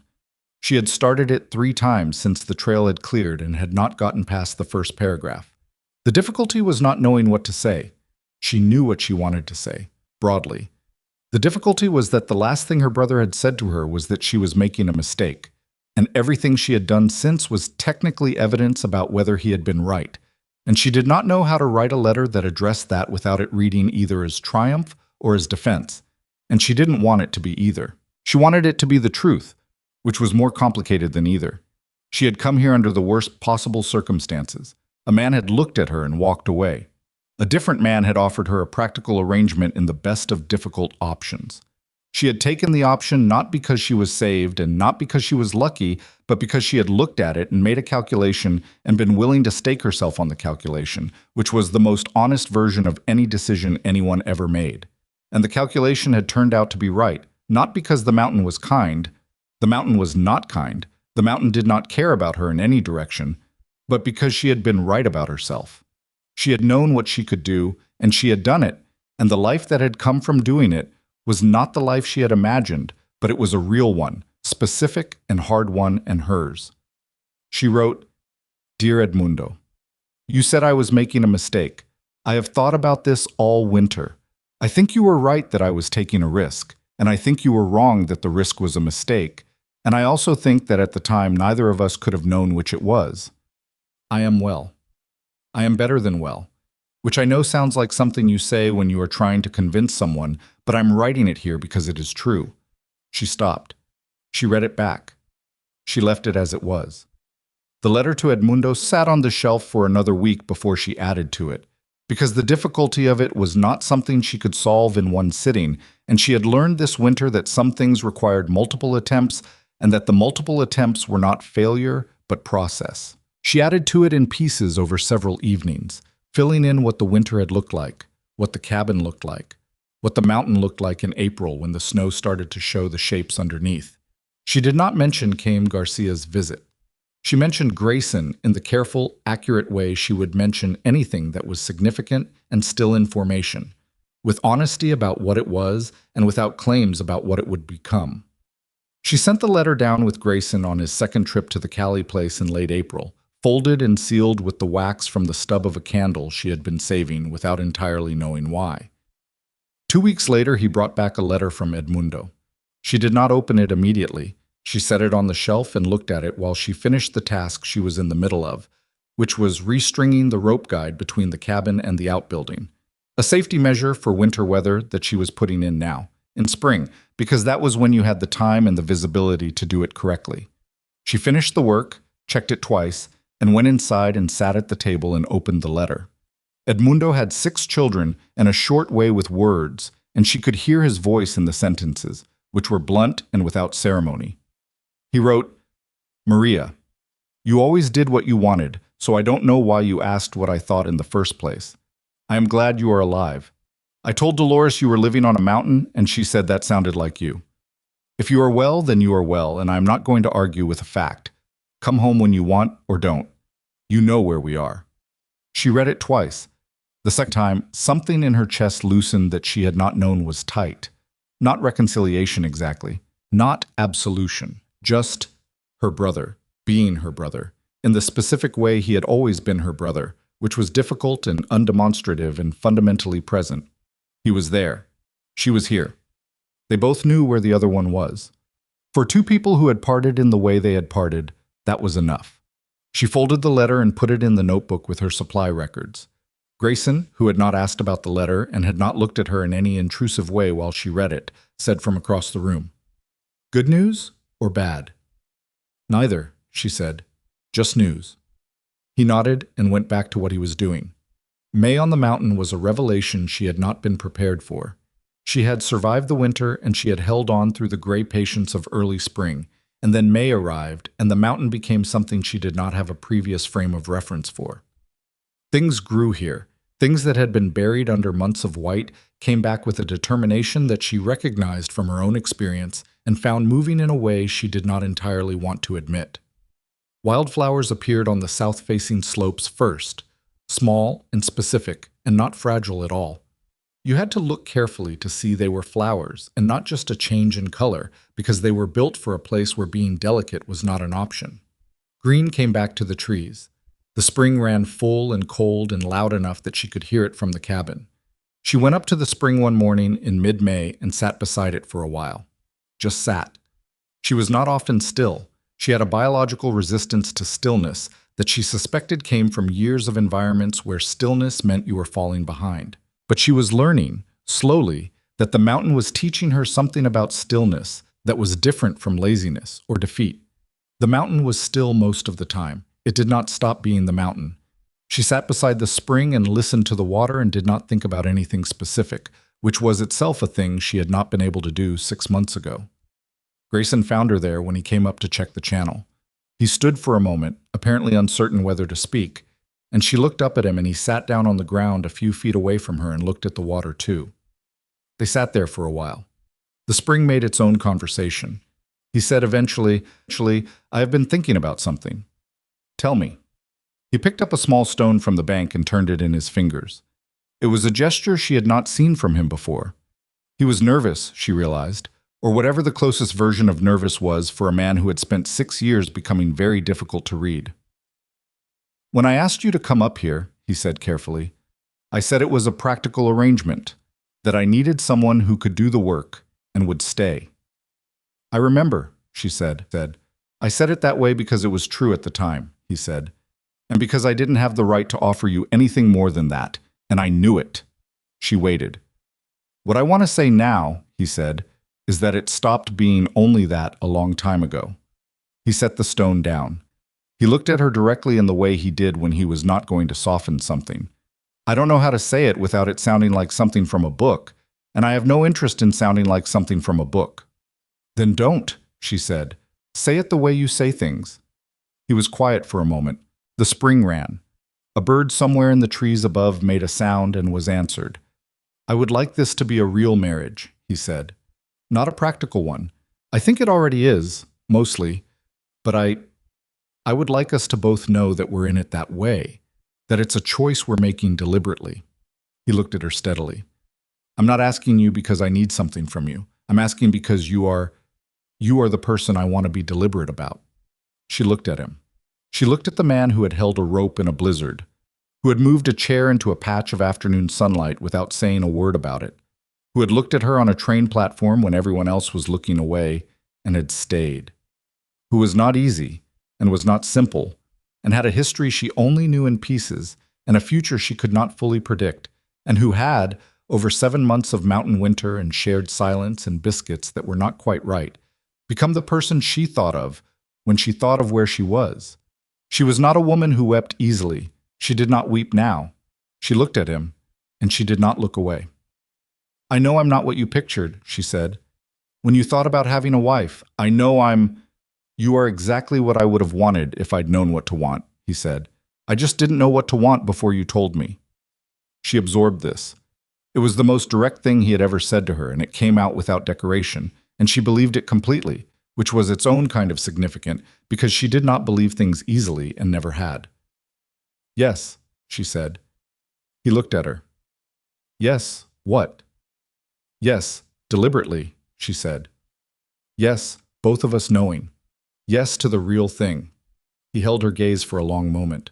Then he nodded, once, the way he confirmed things that were serious, and she understood that they had just made a decision that they would not need to revisit because it had been made cleanly and with full sight of what it meant. He picked up the stone again. He looked at the water. "Your biscuits are getting better," he said. She stared at him. He kept looking at the water, but the corner of his mouth was doing the thing it did when he was containing something.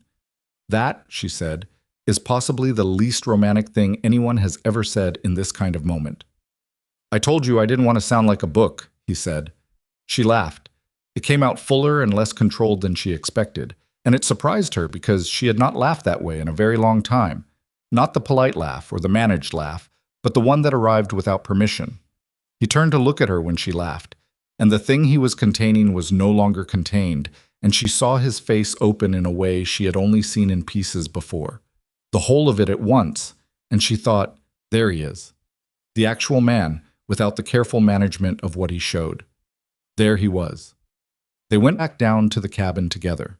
He walked beside her rather than ahead, because the trail was wide enough at this point, and their arms touched twice on the way down without either of them adjusting their stride. Summer came in properly by June. The mountain in summer was not the same place she had arrived at in October.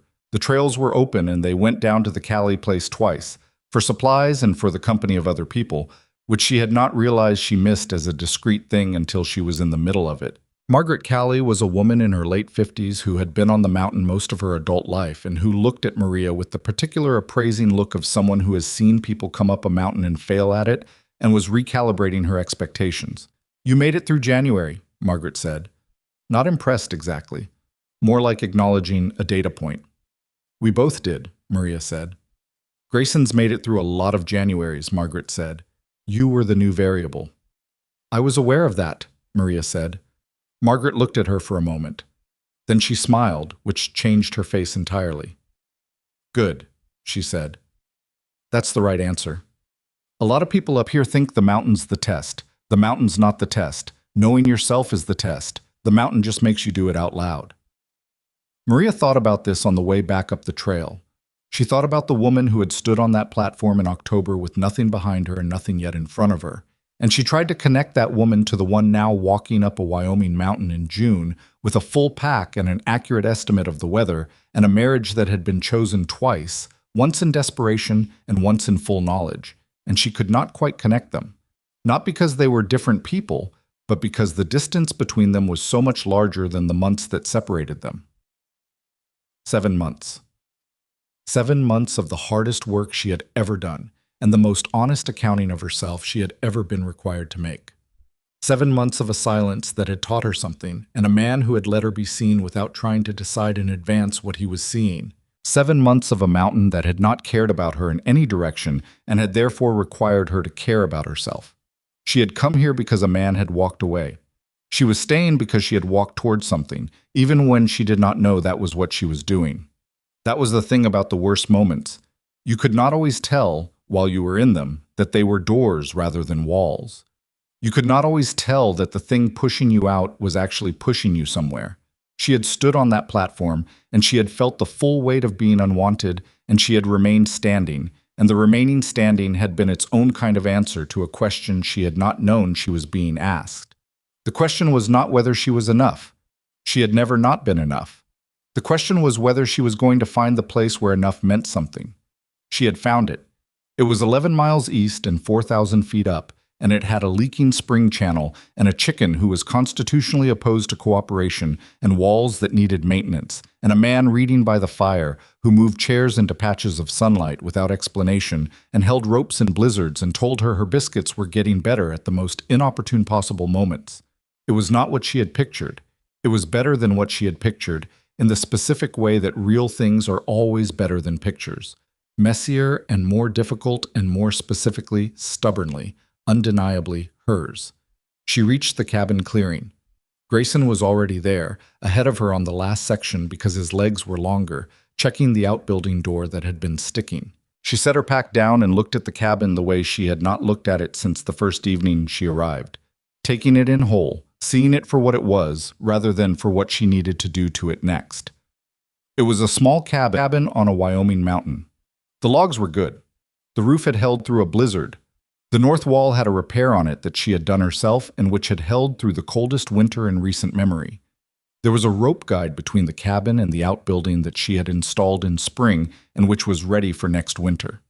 Inside there was a shelf with a supply notebook, a letter from her brother, a book left face down on a chair, and 2 cups that sat beside each other on the same shelf as if they had always been placed that way.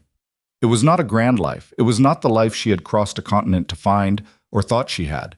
But it was a life she had earned in the most literal sense of the word, worked for, stayed for, fought for, in a blizzard on a roof with a rope around her waist. And that was not nothing. That was, she had come to understand, the only kind of life worth having. Grayson fixed the door and came around this corner and stopped when he saw her standing there looking at the cabin. "What?" he said. "Nothing," she said. "Just looking."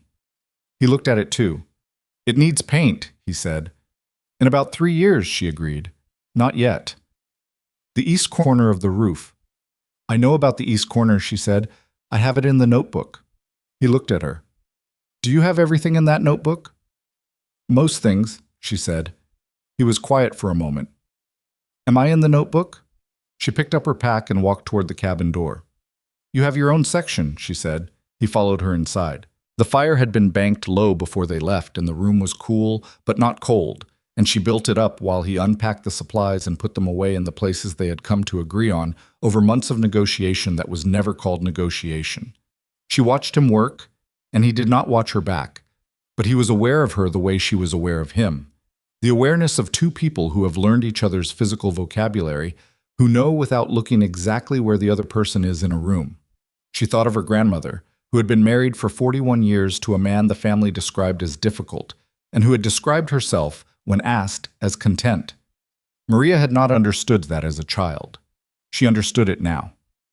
Not the difficulty. She did not think Grayson was difficult, or not more than she was herself, but the contentment. The specific, earned, unspectacular contentment of someone who has found a place where the way they are works and has chosen, every day, to stay in it. Outside, the mountain went on being the mountain. The spring ran. The chickens conferred.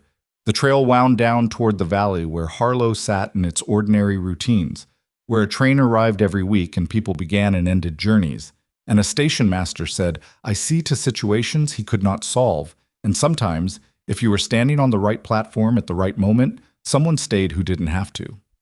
Inside this cabin, Maria Valdez, who was also Maria Hale now, who was both things and had stopped feeling any conflict between them, put a pot on the fire and began supper. It was not the beginning of something, it was the middle of something, which was better. Beginnings were full of uncertainty and endings were full of loss, but the middle was where the actual living happened. The daily, specific, imperfect, genuine living that no letter and no picture and no imagined future could prepare you for, but that you could, if you were willing to stay when it got hard, eventually learn to do. She was learning. She was home. This is a work of fiction created entirely for entertainment purposes. All characters, locations, and events depicted are wholly imaginary.